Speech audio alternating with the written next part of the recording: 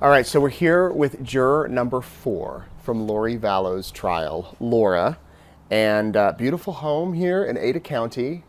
What are your thoughts so far on the Chad Daybell trial versus a year ago when we had a verdict on Lori and you were home and it was all over? Well, yesterday was really upset. Yesterday was a really hard day. Lots of tears. When they came out and said that there's a mistake in the indictment? Yes. Yeah. It was almost at first like, how could you even take this in? And then how does that even happen? And Right. that was the first time where I actually felt mad at the prosecution for letting that happen. And I was mad on behalf of Kay and Larry for the most part, you know. And we got up and walked out, and we were all, I mean, you were there, it's like kind of like our heads were spinning, and we thought that Larry had left, but he had just gone downstairs and outside, but he was the first one out. He was gone. Mm-hmm. And I went out there, and he gave me like a big hug and was like, it's going to be all right. It's in the Lord's hands. This is going to be okay. And I was like, why are you always comforting me? Right. He's just so genuine. And yeah, so, but compared to last year, my head was like so foggy at the end of it. Mm-hmm. And I couldn't do simple tasks or like make simple plans or want to be around anybody at all. There was I don't know how many weeks after the trial ended, but Tom Evans, that you've interviewed before, he invited us over, and so my kids and I went over to his house, and I felt so much anxiety being around people and being around people I didn't know. And I don't know what the psychology is behind that, but I'm sure it's just trauma related. Yeah. So. And he's one of the few people, one of the 17 other people that can relate to exactly, well, not exactly, but almost exactly what you're going through. Yeah. He'll get mad at me for saying this, but he tried to tell me that it wasn't bothering him. It was. And I think he's told me that a year later now when we talk. He goes, at first I thought I was fine. Yeah. But I realized I wasn't. Yeah, he wasn't. Okay, so I got over 600 questions from people all over the world for you. We're not going to go through 600, but here are the main one. Well, I'll go through the main ones. I've got 3 pages. The first one, just to get it out of the way, what is the juror bathroom situation like? Oh my gosh. During the breaks? Single stall? Do you have to wait? How does that all work? Because a lot of people want to know, why are the breaks so long? Yeah, because there was 18 of us. Right. Explain the process, if you can, behind the scenes. Yeah, of course. So when we would leave out of the courtroom, there was a juror room right across, which I noticed the jurors this year aren't using that room, so I don't know where they have them. We are joking that they probably rolled out the red carpet for them. Oh, okay, yeah, maybe so. Not that you've been back there, you've just been able to see. Yeah, we can see when they open the door because we knew where we were going. Right. And so, so that juror room is where I think originally they had planned to keep us all. They'd never had a jury that size before, right? This is the biggest case Ada County has ever had. And so to have, when they're used to probably having maybe 1 or 2 alternates in a room, they had 6 alternates. And we were like sardines in there. It was very close. And there was one bathroom that was like, just like a bathroom in your home, One bathroom for all of you? For all of us. Oh my. And so I didn't realize this, none of us realized this at the time, but eventually they would let us come out of the room and go down the hall where there was a bathroom that had multiple stalls, like a women and men normal bathroom. But what they were doing was transporting Lori back and forth through that back hallway, and we couldn't see her, because they don't want us to see her like that, right? They want us to see her as just a citizen. So what would you do the entire time during lunch and breaks when you're all sitting in there? Because you can't talk about the case, right? Not at all. Not at all till the very end. Nope. And these are all strangers, at least in the beginning. Yes. Yeah. They're not strangers now. I mean, there's some of the jurors that are going to be in my life forever. I just love and adore them, and no one can know what we went through except for them. So, so like breaks and lunch, I mean, sometimes our breaks would be long, right? Because there would be other things like, it's fun being on the other side to see what's happening. Yeah. But we started out playing card games, and my brain couldn't even handle playing card games after being in there and listening and processing it in my mind, that sometimes I would just, try to get away from everybody almost. And even though you couldn't, after a little while, after we started complaining about how close proximity we were to each other and trying to eat lunch, they would clear all the hallways, and we would get to go to the jury assembly room for lunch, and they would block all of that off. Which was across the hall. Yeah, and it's a huge, nice room. Right. And so, yeah, I would just kind of be doing stuff on my phone and just trying to rest my mind from everything. Could you call your family? Could you call friends? During the day? During the breaks, yeah. Yeah, we could check our phones and text. The only time that the phones ended up getting taken away is once we started deliberations. Then they were taken away. Right. So let's go back to before you were picked. You were telling me that you had recently moved to Idaho within a couple of years. So you didn't know anything about the case. Not a thing. Not a thing. Did you want to be on the jury? Did you care? Did you?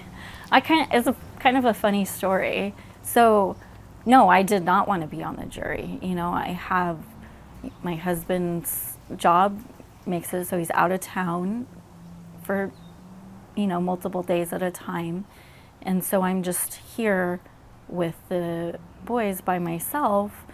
And my dad had also moved here. He had lived in the same small town for 73 years of his life, and then he moved here to be where we were. But I was worried, about him helping and picking the boys up from school. And I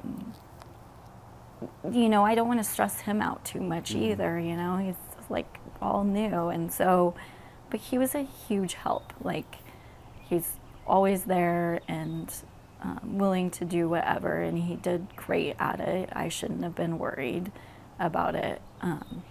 But when I first went in for jury duty, I was really upset, because it said that I was going to be on jury duty for a week. And I was like, what am I going to do for a whole week? Like, if my husband's gone during that time, how is that all going to work? Because I didn't know a lot of people here. I hadn't become close with people yet, enough to put my children in their hands. Right. And you're thinking 1 week. Yes. Yeah. Originally, yeah. Right. Yeah. And so I went in, and that first day, I was the first group to go in and sit in the courtroom, and Judge Boyce said a bunch of things. I couldn't really hear anything. I don't know if the mic wasn't working or what, but I could hardly hear him. All I heard was murder, and I was like, what am I doing? Like, what? I still didn't understand. And he said we would be shown downstairs to a room and fill out a questionnaire. And I looked at the name. I had no idea. I had never heard of the name, and asked all these questions. I didn't know, it had like lists of people. Do you know any of these people? No, I don't know anyone here. I didn't know where Madison County or Fremont County, or I didn't know where. You're the perfect juror. Honestly, like, looking back on it, I really was. Yeah. And I had been to Yellowstone, so I'd been through You knew Rex. that, yeah. Yeah, but I didn't know that was the county it was in. Right. We'd been to Bear World the summer before, but I didn't know that was in Rexburg. Like, because you just really don't think about it when you're just traveling going. Yeah. As a tourist, yeah. Yeah. So then you get picked. So then I get picked, yeah. Well, I go through, even before that, when they go and do, questioning the jurors, and they had asked if we had any hardships that would make this really hard. And I had written on there my situation, that I could possibly have my dad help, but it would be really difficult.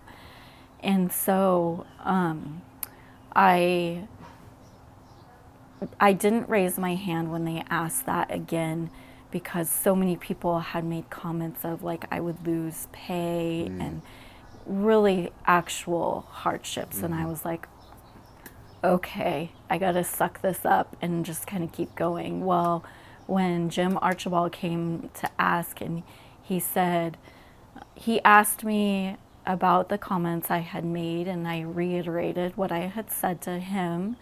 And he asked something along the lines of, do you want to be on this jury? And I kind of looked at him and I looked at Judge Boyce, and I was like, I was almost nervous to say it, but I was like, no, I don't want to be. And Judge Boyce is like, well, I appreciate your comments, but just because you don't want to be on the jury doesn't mean that we'll give you a pass. Right. You know, not exact words, but along those lines.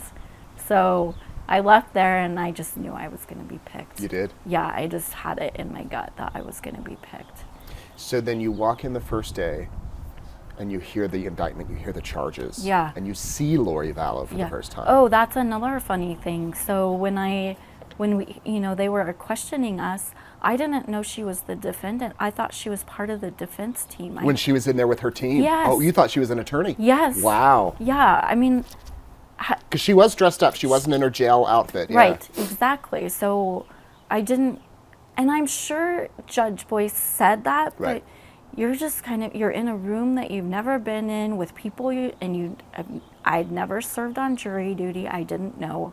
In court terminology, if you're not familiar with it, you don't know what they're saying. I mean, it's going fast. You don't know what's happening. Yeah, and I just felt like everybody knew each other because he was naming, you know, talking to the attorneys. He knew all their names, and I was really confused. So the first day going in there and he read the indictment, well, I'll back up a little bit.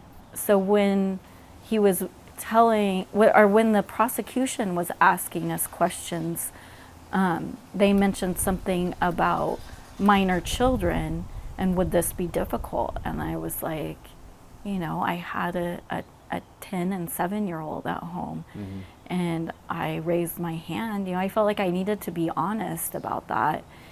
And I said, yeah, you know, I didn't realize I didn't know it was going to be a 7-year-old. You know, even when she said minor children, I thought 18. I don't know. I just didn't think it was going to be a little boy. Yeah.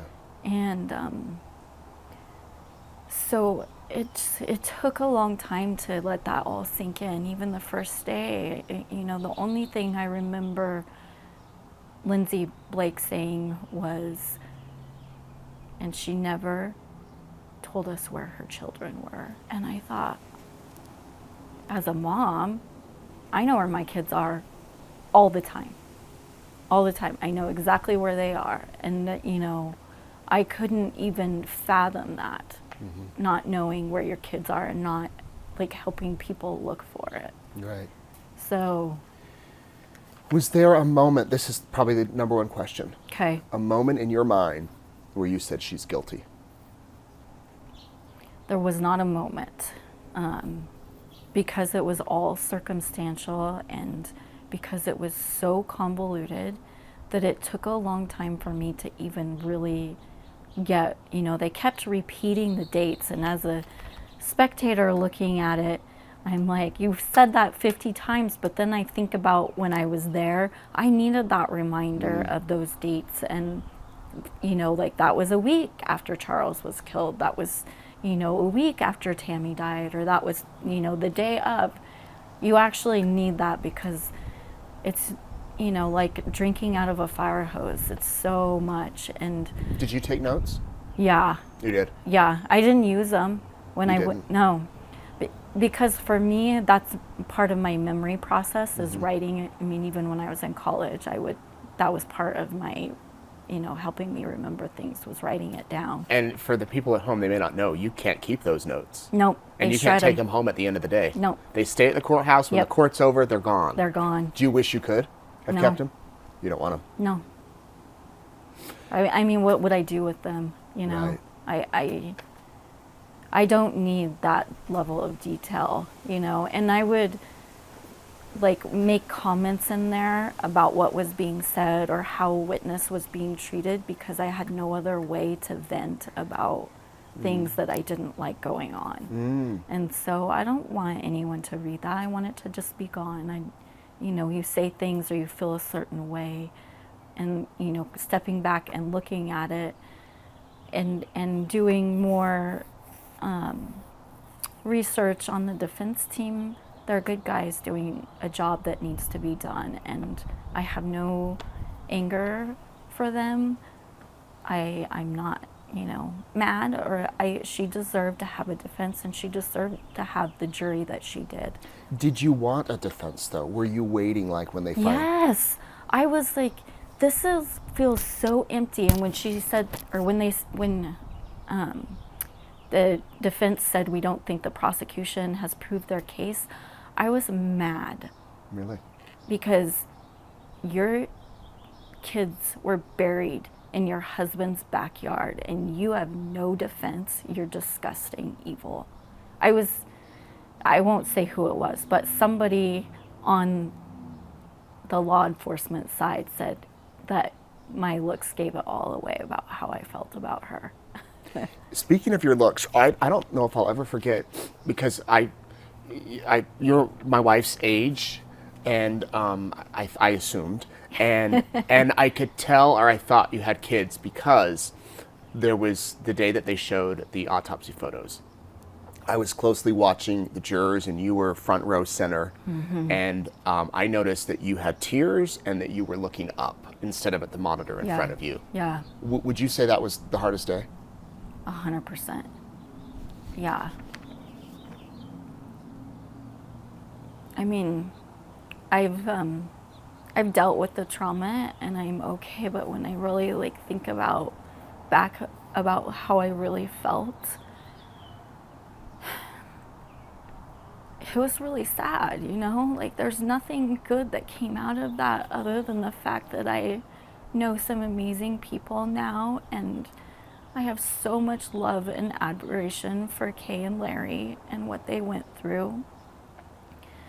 But my little guy was 7, the same age as when they, you know, those monsters, to an autistic 7-year-old. Like, what kind of evil do you have to be to do that? And to then put him in your backyard, like in a shallow grave. And I know when they showed his diaper, I was like so angry, you know, like that's what he's like. I was just really angry, and I couldn't keep taking it in. And so that was my way of dealing with it, is just not staring at it. But I'll never forget it. What do you do when you get home and see your kids that day? Do you remember? Yeah, I remember very well. I hugged them, and I was angry. And my oldest had a baseball game that night, and I just sat there the whole time and cried watching it. And my dad was sitting next to me, and he just put his hand on my leg, and he said, "Rough day, huh?" And I said, "Yeah." Because you can't say anything else, you know? And I think that's probably the toughest, is going home, and home is normal. I mean, my husband didn't follow it because we didn't want to accidentally say something to each other or have that temptation of talking to each other about it. So he just never followed it at all. And I don't know if that was the right way to go about it, because he couldn't have the compassion for what I'd gone through. He just wanted to make it normal for me when I got home. Right. And I couldn't switch my brain off at all. Right. You know, even driving from the courthouse, the road that I take to come home from the courthouse, I couldn't drive down that road for a while. After the trial? After the trial. Because you'd have flashbacks? Yep. Wow. Yep, I wasn't sleeping, I was having nightmares. And it's weird because that wasn't happening during the trial, it was after it was over. So it was almost like I had a job to do, but when that job was done, that's when all the stuff kept coming up, and I knew I needed counseling, but the courts provided us with 6 sessions. They do not provide us with any sort of contacts at all. And being new to the area, I didn't know where to go. So they just say, we'll pay for 6 sessions, find your own counselor, try to get in, and then they reimburse? Or Yep, exactly. that was another big question. How have you dealt with the trauma? And you mentioned therapy, and that helped? Yep. I did EMDR, which I can't fully... Is that the eye movement? Yep. Yeah, I can't explain it, and I know it doesn't work for everyone, but it was so amazing. I couldn't believe... I mean, it took the 6 sessions for sure, and I had my final session after the sentencing, and I felt really good after that. But yeah, my counselor was amazing. Like, I don't know how I would have dealt with it had I not done that. I mean, it would have kept lingering, and I probably, you don't know how your mind is going to work after that, and like what's going to come out of that. But I think it was so good for me to do that. Was there one piece of evidence that was like the most compelling, like the autopsy photos, that like really you're like, okay, this is it? Well, them being buried in his backyard. That was... How can you get past that? That's what I think about through this whole trial, is it was his backyard.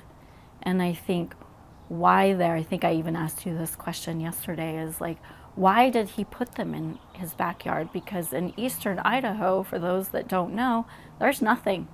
It is a lot of nothing. And they could have been anywhere. And as horrible as it sounds, I'm glad they were there so that we could find them. Yeah, you're right. They could have driven 5 minutes in any direction. And nobody would have ever found them. Yeah.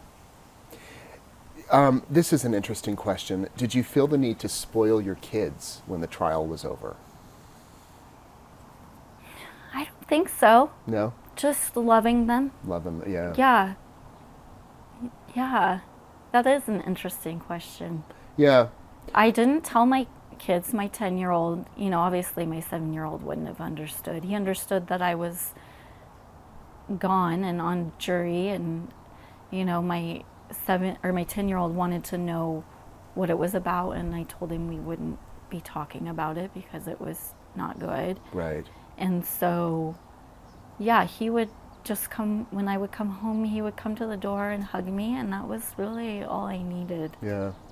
Did you ever just stare at Lori to try to get inside her head? Maybe not out of anger. I'm sure there were many moments out of anger. There was mostly anger, yes. But was there ever just to watch her reaction? Was there ever a time? Oh, yeah, for sure. And that also added to the anger, right? I mean, for the people who weren't there, she would flirt with her attorneys and snuggle up and be laughing. And that would make me angry because I'm sitting there away from my family doing this, and you think it's a joke? It was so disgusting. And I could see her doing that too in Arizona. She lives in some other dimension. I mean, the other question about her that people asked is, did you feel, a lot of people say they can feel it, and I don't want to say energy because energy's been brought up, but like, did you feel an evil presence, or did you feel just not right with her and then with Chad as you've been coming to Chad's trial a few days? Do you feel anything with them? Not for Lori, not in the beginning. I didn't feel that way because I didn't know. I didn't know, and she looks normal, It's just like, it's, the whole old thing of monsters and evil people don't have to look like monsters. Mm-hmm. They can be very normal and attractive people. And so I guess maybe I was a little naive going into it, not thinking that anyone could do that sort of horrible crime to their own children. I just can't get over that. And then with Chad, He's a soulless man. That's what I see when I walk in there. Do you feel like one was leading the other now that you sat through all of Lori's, you've been to Chad's? Yeah, I think it was both of them. Both of them equal? I would say a little more Chad, because I don't think she would have done that to her kids if it was her on her own. Mm-hmm. But they were feeding off of each other, for sure. You know, like they're the perfect word of co-conspirators, you know, and then them bringing Alex into it was their way of saying, I didn't do it. That's my thought. I mean, we'll never know. If you could talk to Lori, one, would you want to? No. You wouldn't? No. Do you have anything you want to ask her? Or you just... No. Same with Chad? Yep.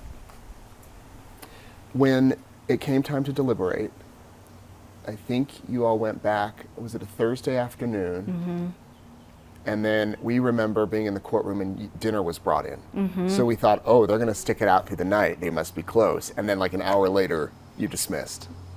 And then came back Friday and we had it around lunchtime, I think, that afternoon. Mm-hmm. Was there, and you could say as much as you want about deliberations or not as much. I understand a lot of people, don't want to talk about it. Yeah. But what would you want to say about that process? Because that was also asked a lot. Yeah, I won't talk about deliberations very much because I think that everyone should have the chance to tell their own story. Yeah.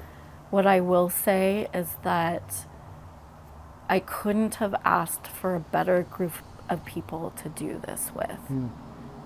A bunch of strangers, different views, different backgrounds, different places in their life, and we all came together without any outside influence, and we made a decision that was right and correct. And my biggest fear going into it was that I was going to find her not guilty, and I felt like the world wanted her guilty, even though I didn't know. Because why would it be a big deal if people didn't think she was guilty? Yeah.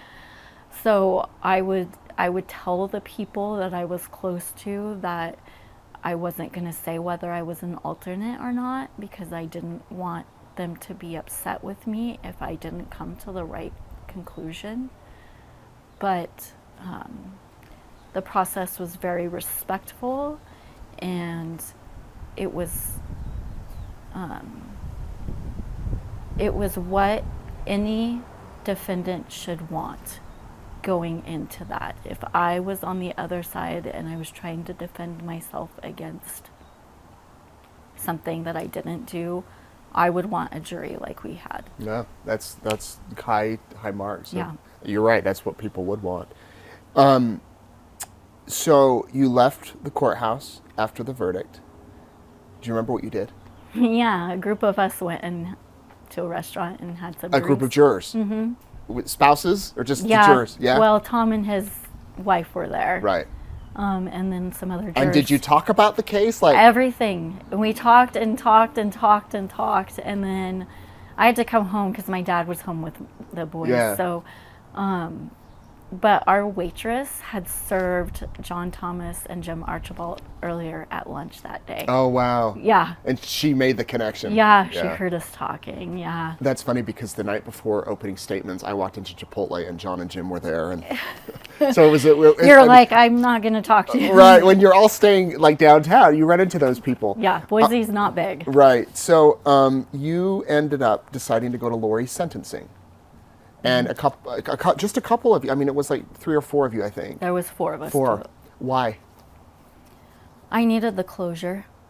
I had talked to, so we all had a barbecue. Not everyone came, but we all had a barbecue after it was over. And I was talking to one of the other jurors, who is a really good friend now. And I was like, I really want to go to the sentencing. And she's like, I do too. Because at first I thought, is that weird to want to go to the sentencing? And so we talked with Randy, the jury commissioner, and asked him what that would look like if we wanted to go. And Judge Boyce is so amazing. He wants to take care of us, and he's like, if anytime you want to be in my court, you guys can be there. Wow. So- And you've been able to come this trial. Yep. Yeah. Yep. Do you think that you would have voted for the death penalty if Lori had been found guilty and it was on the table? At the time, yes, I would have, without a doubt. I've had to think about the death penalty more since then, and I think our system is broken. I mean, I think you even said the other night, and I followed the Thomas Creech failed attempt at the death penalty, and I think that's cruel, the way it went down, you know? I think if you're going to do it, it needs to be humane, and it needs to be not 40 years later or 10 years later. It needs to happen, you know? If a juror convicts, and that's the problem with Thomas Creech, is he wasn't given the death penalty by a jury, it was by a judge. Mm-hmm. I think if you're going to do it, it needs to be a jury of 12 who all agree that, based on Idaho law, that he deserves the death penalty, and that it doesn't, you know, you let the appeals process play out, because you never want to, you know, put somebody on death row that doesn't deserve to be there. But I wouldn't vote for the death penalty. I mean, you would have to if you were in that situation and, you know, you're given specific instructions, but I don't think we should have the death penalty until our system works better. So fix the system before First. you elect to put people to death. Yeah. Yeah. So then I guess that kind of answers my question for Chad. Yeah, I wouldn't. You wouldn't do it until the system's fixed. Yeah. Interesting. Okay. Has there been a day that you have not thought about the trial since it happened? Not many. When I went to the sentencing, I got a little 5x7 card from Kay and Larry. It has Tylee and JJ on the front of it, and a little note from them on the back that they were handing out to other people too. And I have that picture where I get ready in the morning, and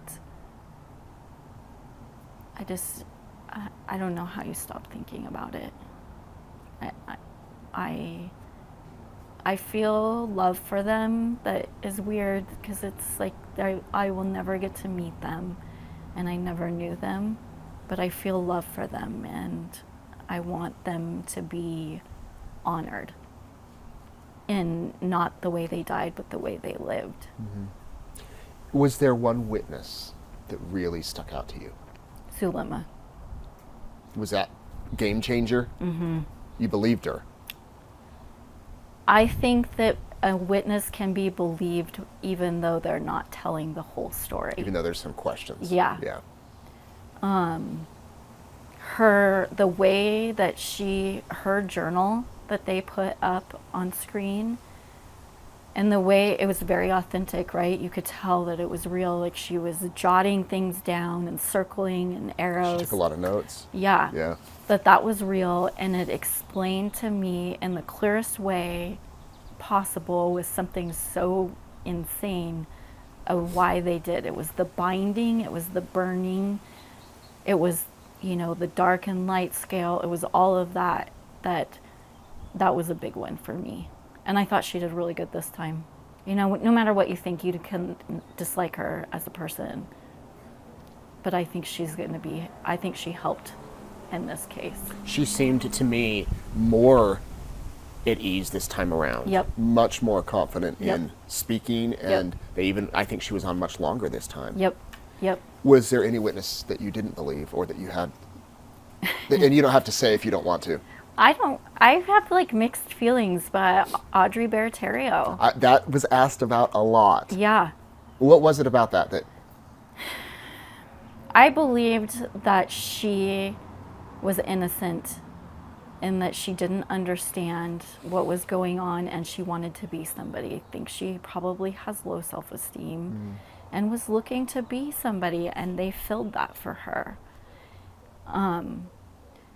But I had a really hard time with the way she came about it, and I think that Jim Archibald had a point. Like, all this time you've never said this, and now you're going to say it in front of this jury?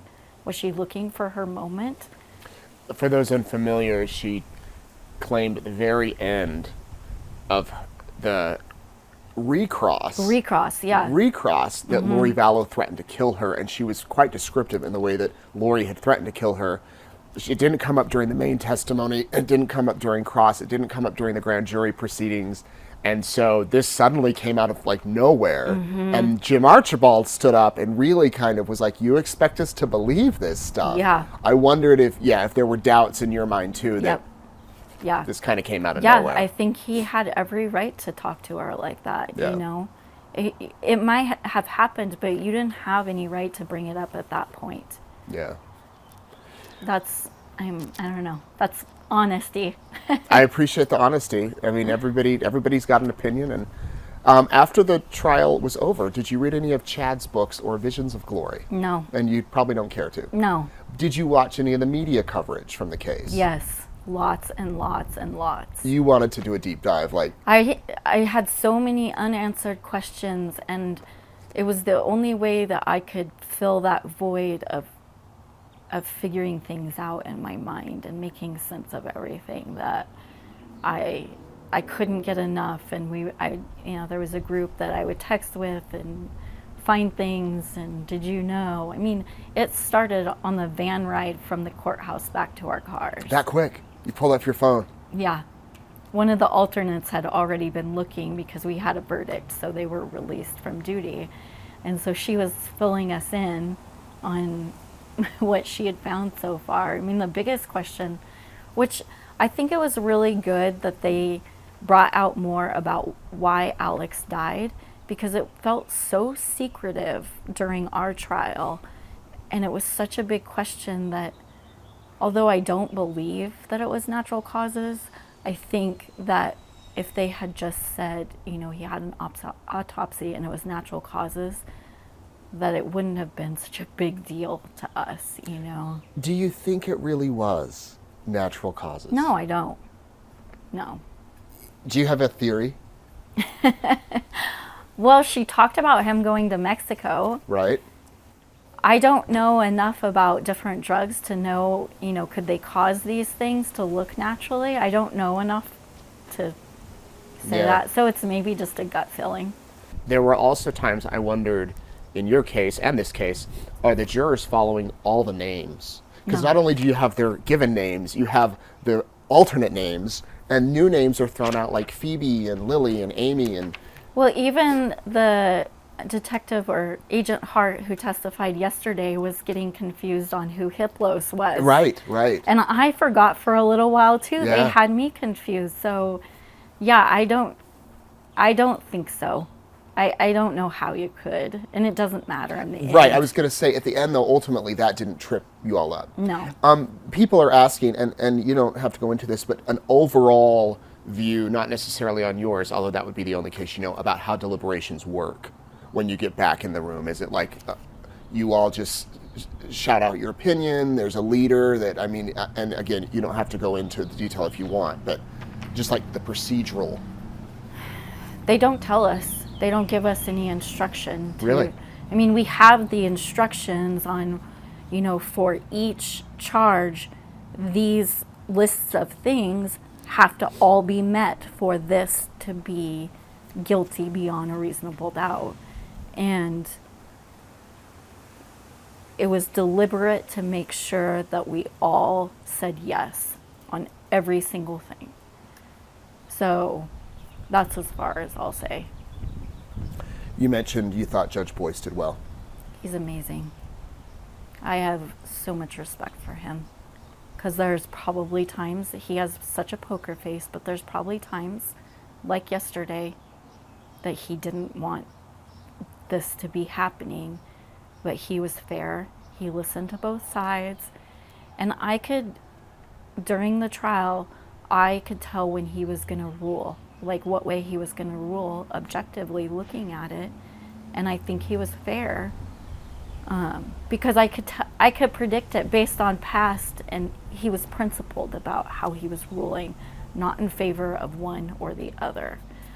So Yeah, I mean, I don't know what public opinion is about him, but I think he is an outstanding judge. How about your views of the prosecutors? I thought they did a lot better laying out the case this time than they did the first time and getting the story out. They were very receptive to our comments after the trial and, you know, what we saw and laying things out, and I could tell that they took those into consideration. I think their heart's in it in the right place. I think it's a huge case for an area that doesn't have these types of cases. I mean, the whole state doesn't deal with this. And so, yeah, I mean, I think they did a good job. And your view of the defense, you kind of mentioned that earlier, that had they been able to do their job, it may have been different. Yeah, yeah. All they could do really is attack the witness in their profession, and I didn't like that. You know, I thought it was really low-level stuff, and but now, knowing what I know why they were doing that. They didn't have anything else. Yeah. So what were they going to do? Here's an interesting one. Has your exposure to the case triggered positive changes in your life?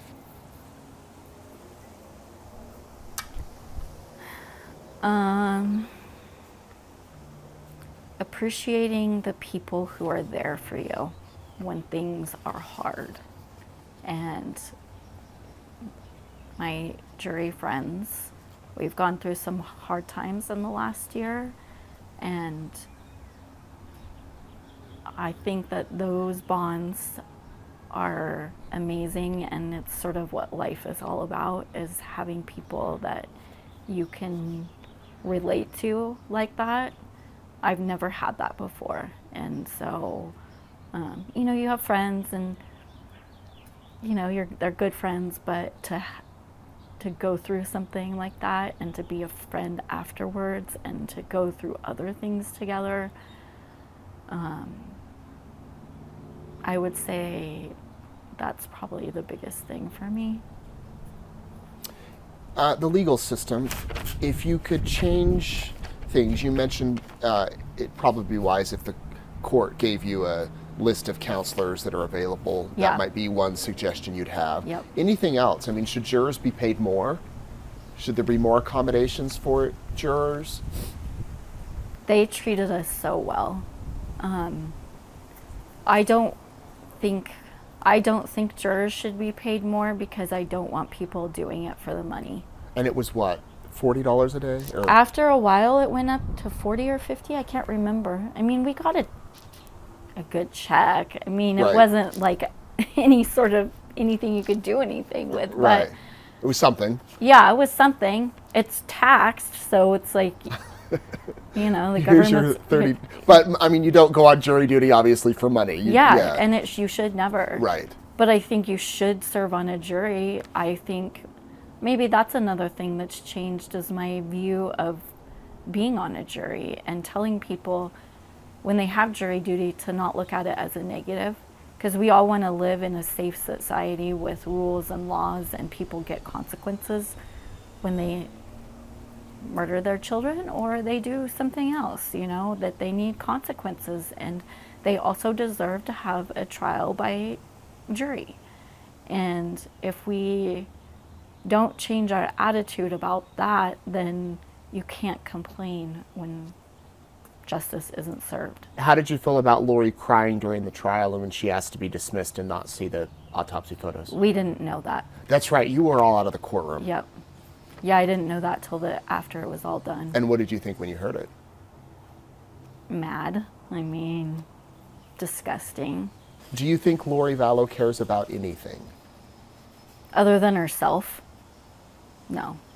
What do you think has changed watching Chad's versus Lori's? Like, are you noticing differences? You mentioned the prosecution's laying out the case better. Mm-hmm. There's obviously a defense, much more of a defense. Yeah, which I think is good. We want him to have a defense, even if I don't like John Pryor and the way he goes about things. He's doing it by himself, and he's actually doing a defense. So I mean, say what you want about him, he at least is doing his job. And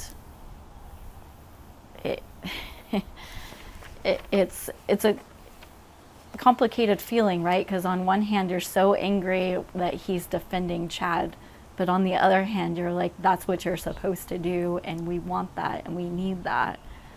The other thing, other than the not knowing about Alex, but also their explanation of the gun and how it misfired and comparing it to a paintball gun. So they weren't allowed to show a paintball gun last year.